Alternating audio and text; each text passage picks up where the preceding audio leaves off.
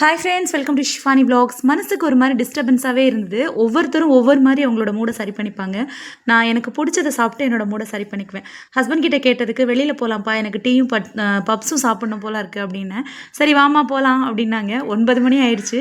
காயல்பட்டினத்தில் எந்த பக்கமுமே டீ இல்லை. சரி வா 6 மணி போகலாம் அப்படின்ட்டு அங்கே தான் கூப்பிட்டு போனாங்க. அங்கே போனதும் நம்ம டீயை மட்டுமா சாப்பிடுவோம், பானிபூரி இருக்குன்னு சொன்னதும் பானிபூரி சாப்பிட்றியா அப்படின்னு கேட்டாங்க. சரின்னு பானிபூரியோட டேஸ்ட் ரொம்பவே சூப்பராக இருந்தது. என் பையனுக்குமே பிடிச்சிருந்துச்சு. அப்புறம் குழந்தைங்களுக்கு தேவையான கொஞ்சம் ஸ்நாக்ஸும் வாங்கிட்டு பொட்டு வாங்க வேண்டியது இருந்தது. அதுக்காக பக்கத்தில் இருக்க இன்னொரு ஃபேன்சி ஸ்டோருக்கு தான் போயிருந்தோம். என்ன தான் திருப்பி திருப்பி எத்தனை தடவை பார்த்தாலும் நான் எடுக்க போகிறது என்னமோ அந்த ரவுண்டில் கல் வச்ச பொட்டு தான்.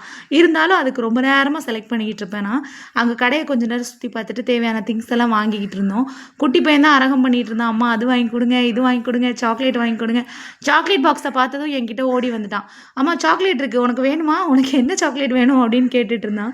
எப்பா எனக்கு ஒன்றும் வேண்டாம், இருக்கிறத மட்டும் வாங்கிட்டு போவோம், தேவையானதை மட்டும் வாங்கிட்டு போவோம் அப்படின்னு சொல்லி அவனை கொஞ்சம் சமாதானப்படுத்திட்டு பவுடரும் நான் வழக்கம் போல் எடுக்கிற அந்த ரவுண்டு போட்டும் அதுக்கப்புறமா ஃபவுண்டேஷன் அப்ளை பண்ணுறதுக்கான ஒரு ஸ்பாஞ்சும் வாங்கியிருந்தேன். இதுவே 205 ருபீஸ் வந்துருச்சு. ஹஸ்பண்ட் வந்து ஒரு கீ செயின் வாங்கியிருந்தாங்க. எல்லாமே வாங்கிட்டு வீட்டுக்கு கிளம்பிட்டோம். நானும் நார்மல் ஆகிட்டேன்.